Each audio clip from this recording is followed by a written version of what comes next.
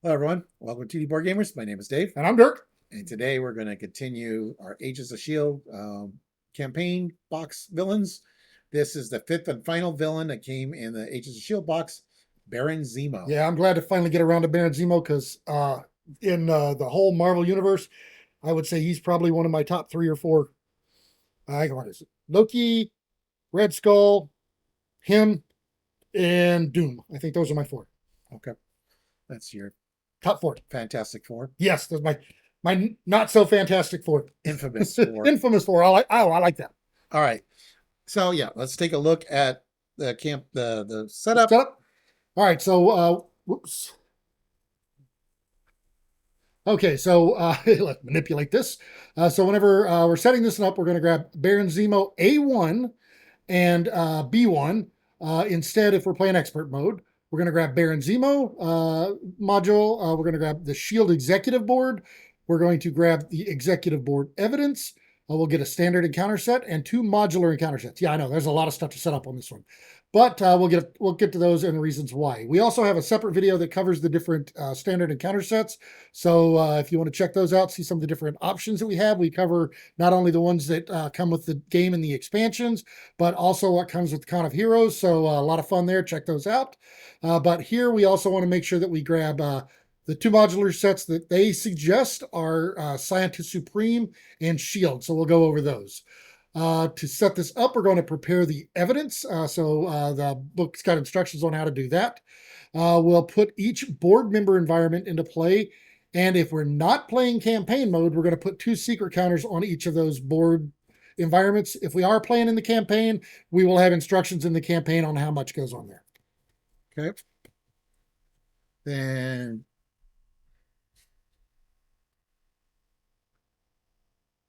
all right, so side 1B comes in with 2 threat per player, add 2 threat per player per turn, 12 threat per player threshold, Zemo's manipulations, response. After the player phase ends, the first player may place 2 secret counters on a board member environment that has no secret counters on it to gain 2 cards from the shield envelope, 1 instead if you're playing in the campaign mode. The players may advance to stage 2A to make their accusation. So when you're ready. Yep. And if this stage is ever completed, though, the players are going to lose the game. One important thing to note here is that is an optional response. It is not forced, so you're not required to do it. I mean, it is suggested you probably try to do it as often as you can, but if you're in a situation where it's going to cause bad things to happen, you do have the option to skip it if you need to. But you can only make 1 accusation. Yes. All right, so this is sort of like a mini version of the campaign. So during the campaign, you're going to be playing Clue, if you ever played the old board game Clue, where we got 3 means, 3 motives, and 3 opportunities. And we're going to take 1 of each, and we're going to put it in this aim envelope. And then the other 6 cards are going to go in the shield envelope here. And during this step here, you can if any of the board member environments have 0, you could put 2 on there, and then that's where you draw 2 cards from the shield envelope. And then you've got in the campaign log, we've got like a little grid of all the different combos, and you could scratch out the combos that it doesn't, that it can't possibly be. And the idea is to try to figure out what the 3 cards in the aim envelope and the corresponding board member as well. Yep. And like Dave said, you only get 1 shot at it, so you're going to want to try to get this right. It's not the end of the world if you don't, but you want to try. All right. So yeah, we're going to show the means, motives, and opportunities. Now, during the campaign, you're actually doing this a little bit each scenario. So that's where the setup rules are. So you actually can get cards to add to your deck. But in this standalone, you don't get that because this is setup. You do it before the game starts. So we're just going to flash the cards kind of quick, and you could pause if you want to read what the different cards do. But the first means we have is we've got wiretap, we've got medical records, and we have security scanner. So those are the means. All right, and then for the motives. For the motives, we have blackmails. That's always a good motive. We've got ideology, and of course, my favorite, money, money, money, money. Always a very strong motivator. And then for opportunity, authority. Respect my authority. We have the security clearance. I'm just going to keep that one. And then we have travel. All right. Then we have the 3 executive board members. So the first one we have. So we'll go over their first side. They do have a backside. We'll hit all those here in a minute. But the first one we've got here is the chief medical officer. And these are all very similar, except for their hero action is slightly different. But as setup board member, so if there are ever 4 secret counters here, or if you're playing expert mode 3, you're going to flip this card over. Like I said, we'll get to the other side in a minute. But as a hero action, you can spend 2 energy resources to remove a secret counter from here, then heal 1 damage from a friendly character. And once they're flipped forever. Yes, they stay flipped. All right. Then the surveillance officer is the same setup. The first paragraph, same. This is 2 mental to remove 1 secret, and you get to remove 2 threat from a scheme. And then the chief tactical officer. This one, you can spend 2 strength resources to remove 1 secret counter from here, then deal 2 damage to an enemy. All right. All right. Then if you get too many secret counters, then they become an attachment to the villain. So the surveillance officer is +1 scheme attached to the villain permanent after a secret counter is placed here. So they can still get more secret counters added to them. You just can't remove them now. Place 2 threat on the main scheme. And then if all 3 board member attachments are in play, the players lose the game. Okay, the medical officer gives a +1 attack. The force response is after a secret counter is placed here, you're going to either heal 2 damage from the villain or deal 1 damage to the friendly character with the fewest remaining hit points. You do get to choose, but yeah, that's what's happening. And then the rest of the text is the same. All right. And then the tactical officer is +1 attack, and every time you place a counter, you deal 2 damage to a friendly character. Yep. Okay. Then we got stage A1 here. This is for standard. 3 scheme, 2 attack, force interrupt. When Baron Zemo would be defeated, reset his hit points to 12, remove 3 secret counters from among board member environments. And then it comes in with 12 hit points. So this is very similar to Batrox and MODOK. And the nice thing is you can wipe out, like all the secrets from one, so that, which of course gets you ready for drawing the cards with the shield envelope. Yep. All right, and then B1 on Baron Zemo is he schemes for 4, he attacks for 2, and then this one he will reset whenever he's defeated. He'll reset to 16 and remove 3 counters. And this one, of course, starts with 16. Okay, so as we saw, the bottom part of B1. So once you or stage 1B, I mean, once you think you know the means, motives, and opportunity, and which board member is the traitor, then you can make an accusation. And so you advance to stage 2A for the beginning of the accusation here. Okay, so whenever this one's revealed, you're going to make an accusation by guessing a means, a motive, an opportunity, and a board member combination.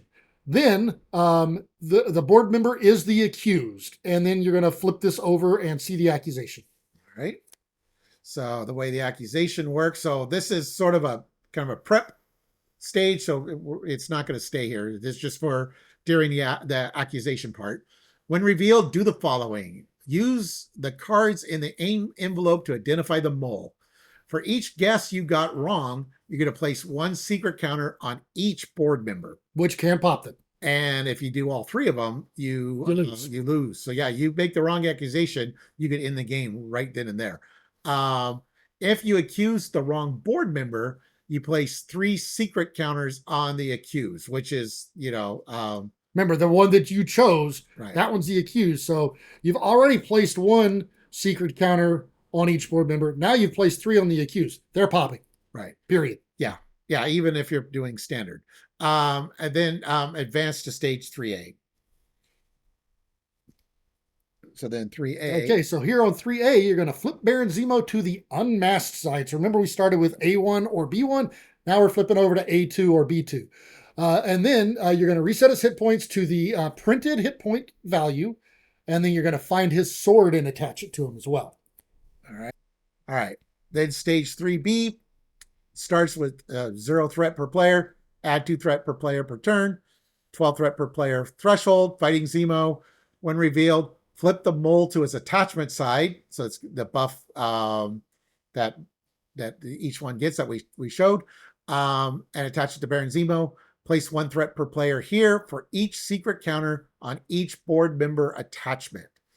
So that's when you added all those extras to the one that you accused. That's giving more threat onto this. And then if the stage is complete, the players lose the game. So yeah, if you guess wrong, not only you're adding a bunch of starting threat onto this stage, in addition to causing people to flip, maybe. And you may actually have one flip that wasn't. Yeah, you might have an extra. You might have one that's innocent who's mad at you. All right, so the stage 2s of the Zemo. All right, so A2 here. So this is the standard side 2. He has scheme of 3, attacks 2, and as a forced interrupt, whenever he activates against you, you either place 1 secret counter on a board member card or give him an additional boost card for the activation. All right, and then B2, he's got 4 scheme, 2 attack. Oh, I'm sorry, I forgot. He has 18 hit points per player there. All right. Stage B2, Baron Zemo, scheme of 4, attack of 2, Thunderbolt unmasked. Hopefully I can get through this. Steady, forced interrupt. When Baron Zemo activates against you, either place 2 secret counters on a board member or give Baron Zemo an additional boost card for this activation. And he has 22 hit points per player. And that's very important to interrupt reading the card, apparently. Yes, it is. All right. So first thing we've got here is Baron Zemo's sword. Which so we attach to stage 2. Yeah, this one will come out as soon as we do stage 2. So this is gives him +2 attack. You attach it to Zemo, and then after he attacks and defeats a character, you're going to place a secret counter on the board member environment with the fewest encounters. Secret counters, then you can spend either 3 strength or 3 energy as a hero action to remove 1 secret counter from a board member and discard this card. All right. So then now we're going to start getting a kind of like a little preview for Civil War. We have this attachment called Reluctant Foe. Treat attached hero as an elite minion with scheme equal to its printed thwart. Replace the printed text box with villainous. When defeated, remove this hero and Reluctant Foe from the game. When revealed, you're going to search your collection for a hero who does not match a character in play and put it into play. Engage with you. Attach this card to it. So we typically do this. We just we pick a random hero, but if you wanted to do something on theme, you're free to pick your own hero that you want to fight. You've got somebody that upset you last time you played. Yeah. As long as it's not Hawkeye. Yeah. All right. So we've got 2 copies of the S.H.I.E.L.D. agent here. So this is a S.H.I.E.L.D. minion with 3 hit points. They scheme for 2. They attack for 1. They have quick strike and vulnerable. As a force interrupt, whenever they would be defeated, you're going to add 1 secret counter to the board member environment with the fewest secret counters. Yeah. You should pick Hulk so that you would have an 18-point minion that you got to deal with. Yeah, no, thank you. Then we got Divided Loyalties. It's a side scheme with 3 threat, hinder 1 per player. As an additional cost for a player to attack, thwart, or defend with an ally, that player must spend 1 resource of any type. When defeated, remove 1 per player secret counter from among board member environments. Right. Then we've got Undermine Support. So this side scheme has 3 threat. It's got hinder 1 per player, and as an additional cost for a player to ready a support, that player must spend 1 additional resource or spend 1 resource of any type. And whenever this one's defeated, you're going to remove a secret counter. All right. Then we got a Battle of Wits. 2 copies. 2 copies. Yeah. When revealed, Baron Zemo schemes. If this activation would place any threat on the main scheme, you may spend X mental resources to prevent X of that threat and remove X secret counters from among board member environments. So it's kind of nice extra removal of counters. Yeah. If you've got the mental to pay for it, that's really nice when that comes up. Otherwise, yeah. All right, so then we got 2 copies of the Might Makes Right Treachery. So if this is revealed whenever you're an alter ego, you're going to place 2 secret counters on the board member with the fewest environment or with the fewest counters. Or if you're in hero, Baron Zemo is going to attack you. And if no character takes damage from this, you remove 3 secret counters from among board members. So I kind of like the way this has, on one side it's kind of bad, the other side it could be kind of good if you can actually pull it off. All right. Then we got 2 copies of The End Justifies the Means. when revealed, choose. Baron Zemo defeats the minion with the fewest remaining hit points, and Baron Zemo schemes. So it's the ends justifying the means, I guess.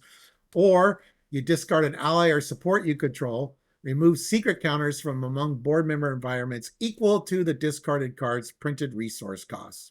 So that 6 cost Captain America leadership ally, yeah, you can remove 6 counters. Well, if he's only got one hit point left, why not? Yeah, you still remove 6. Okay, so then the Shield Executive Board, there's a few other cards, and so we've got 3 copies of this card. The aim interference. And if you notice, this one has an energy symbol. So the 3 copies, one of them is energy, one of them is strength, one of them is mental. But spoiler much. Yeah, but they all have Incite 1. They're all going to place 1 secret counter on each board member card, and you can spend X resources of the type indicated on the card to prevent X of those counters from being placed.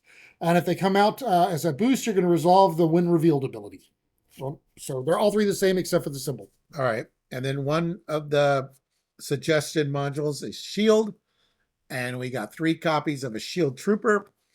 0 scheme, 2 attack, 4 hit points, shield, patrol, and vulnerable. So vulnerable is if you could stun or confuse them, then they would get discarded, not defeated. So if you can stun or confuse them, then this when defeated would not trigger.